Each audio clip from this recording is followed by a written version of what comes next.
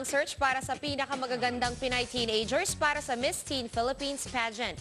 Mapapanood yan live dito syempre sa TV5 sa Hunyo.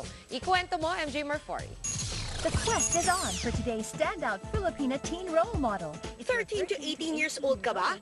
May beauty at brains at role model. Kung oo, pasok ka sa pinaka-ingranding teenage pageant sa bansa, ang Miss Teen Philippines. 2004 hanggang 2007 noon ang Miss Teen Philippines na nagbabalik after 6 years. The value of education. I think the recent streak of Filipina beauties globally, I think it's very timely that we are reviving this.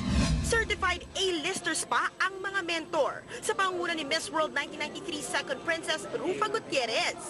Relate na relate daw si Rufa sa Miss Teen Philippines dahil siya raw mismo 17 pa lang nang unang sumubok sa mga beauty pageant. 19 years old naman siya nang mag-Miss World. Ngayon pala, may payo na si Rufa sa mga sasali. Baka gusto nilang maging artista or gusto nilang maging model or they want to do something with their life. I think that they should use this pageant as a stepping stone to make new friends. Ang best-selling Pinay author at supermodel naman na si Bianca Valerio, personality development at confidence ang ituturo sa mga dalagitang sasali. Learning how to handle fame, learning how to use their voice, especially now in social media. Styling at tamang forma naman ang ituturo ng celebrity blogger na si Lorene Uy.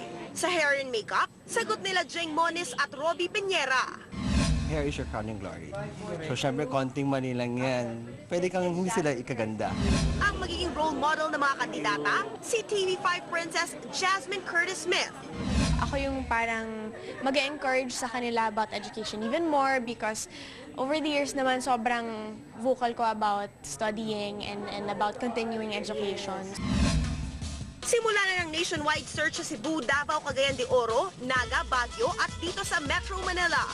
Bumisita lang sa missteenphil.org para sa detalye. 30 kandidata ang pipiliin at maglalaban-laban sa Miss Teen Philippines sa final sa May 31.